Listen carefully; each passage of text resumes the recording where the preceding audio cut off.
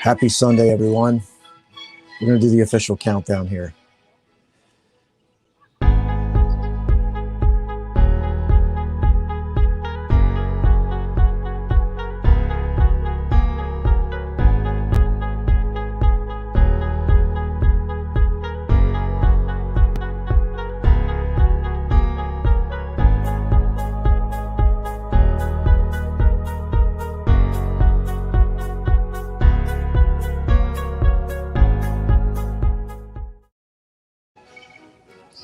All right, everyone. Good morning. It is Sunday, and I have a incredible session for you today for Meet Me on the Balcony.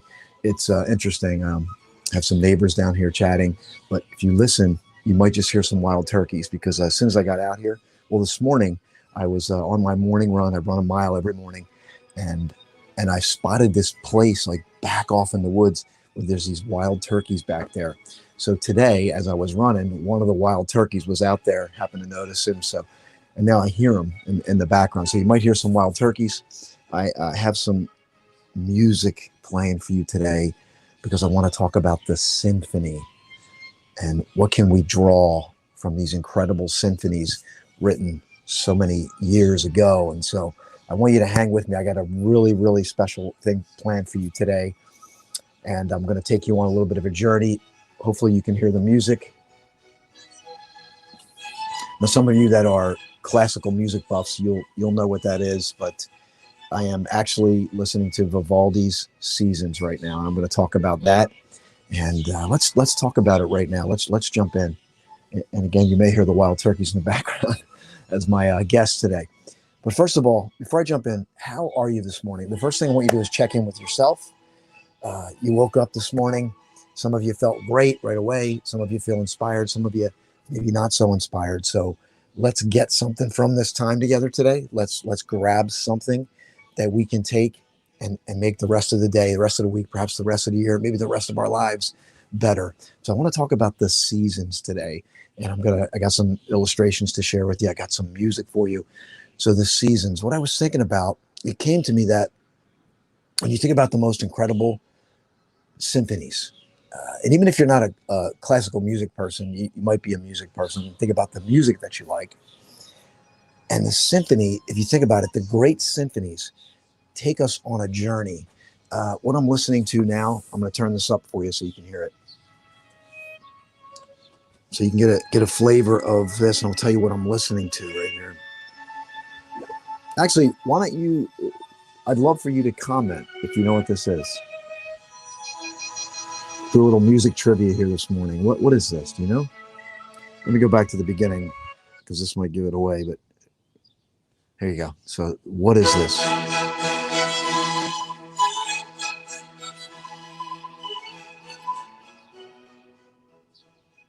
So if you know what that is, type it in.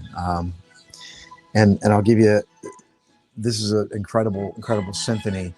And this is, I'll tell you, I'll give it away because I don't see the comments coming in. It could be a tech issue. So this is Vivaldi's Four Seasons. And what you're listening to here is spring. This is spring, right? We're in spring. And you can hear the music, right? It just has this texture to it. It has this incredible, like, it just takes you on a journey, doesn't it?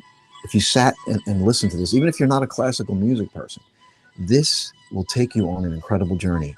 As a matter of fact, when I was going to get ready for this, I put this piece of music on, and I've heard it many times, but I had chills all over my body just listening to this. And then after spring comes what? After spring comes summer. And we're on the verge, right? We're getting ready. June 21st is going to be the longest day of the year. It's going to be the most daylight that we're going to get. Then comes the summer months. And it seems to me for most people that spring is easy to embrace, isn't it? We're coming out of winter, and spring is this incredible time that we can embrace, that maybe we shake off the dust of some, whatever was happening, whatever we were carrying with us, we can let it go. But here's what I want to hit on. A great symphony has incredible highs and it has incredible lows. So imagine if you were COVID aside, you were sitting in and you were listening to this incredible orchestra play this symphony. My question is, would you walk out during the low notes? No, right? You would listen to the symphony. You would be taken away. You'd be swept away with the highs, and you would be riding through the lows. You would go through spring. You'd go through summer. You'd go through winter. You would stay with the symphony. And the message here today is that it's not so much the symphony of the music. It's that we accept it. We accept the symphony for what it is. It's a beautifully written piece of music. And it's like life. And the message is, can we accept what's happening more in our lives? You know, I wouldn't go into a symphony and get all angry because the music got low and melancholy, right? I would know that I'm on a journey. I would know that there's a high note coming again. I would know that the music's going to change. I would know that the symphony is beautiful in all of its notes. You know, imagine if you went to a symphony, it was just all high notes, right? The greatest symphonies take you on an emotional journey of the incredible highs and the incredible lows. And I'm going to share something with you. I'm going to pull from, I'm going to leave the music playing, and I don't see your chats for some reason. And I'm going to share another piece of music with you here while those of you who are classical music, you might know, but what I want to read for you. And before I do that, I'm going to read out of a couple things, but I want to share this with you. For those of you trekking along, we have an event coming up, and we made these incredible baskets for those of you that want to attend in person. You can get these baskets if you buy a ticket for VIP in person. Excuse me. Just message me if you want to know more about that. The baskets have all kinds of goodies in them. We've packed it full of inspirational trinkets, things that you can take with you as a memory for participating in the Flashpoint Live 3.0, because we know that this is going to be an incredible experience for you, and we want you to have things to take home. Sorry, back to the story.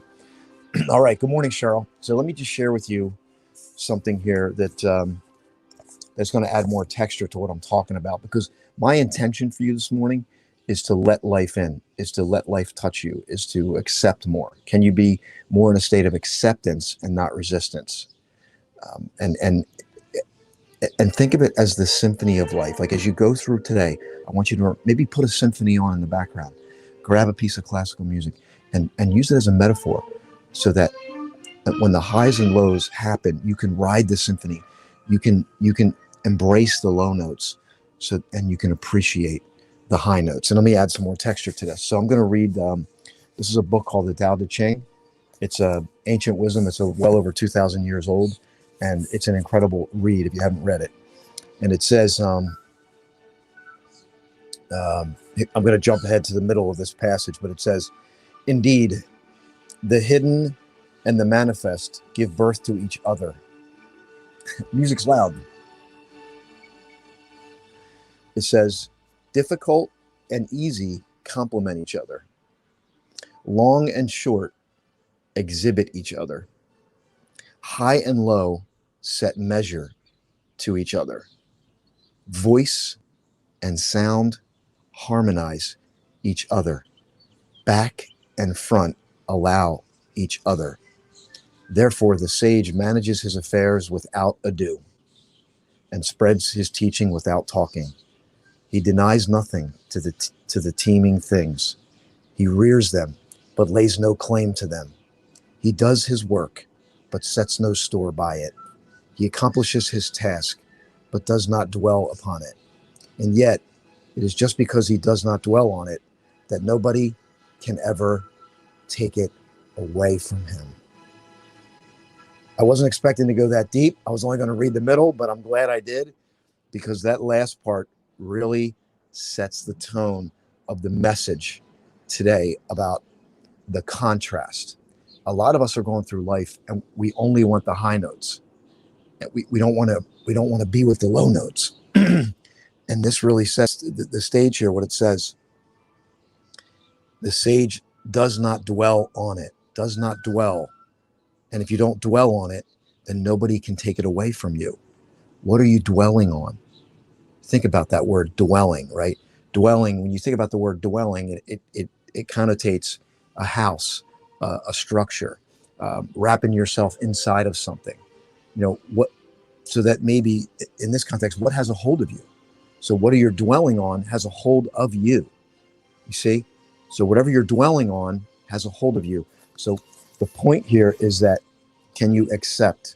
Can you be fully embraced in life, allowing the symphony to unfold before you, knowing that everything is divinely orchestrated and you're a piece of that divine orchestration, and your job is to vibrate higher, be more in tune with nature and the divine order so that you can fully express yourself in this universe. So I got one more thing I want to share with you is that, in the Bible, it says, Ecclesiastes 3:1-8, it says it's for every day, for everything there is a season. And we've heard this before, but I want to add more context to it. That's why I'm drawing in these different things, because we may go in our mind, check, I know that, right? This is what I used to do. I would hear something and my ego wanted to go, check, I know that. But the truth is, how is it showing up in my life?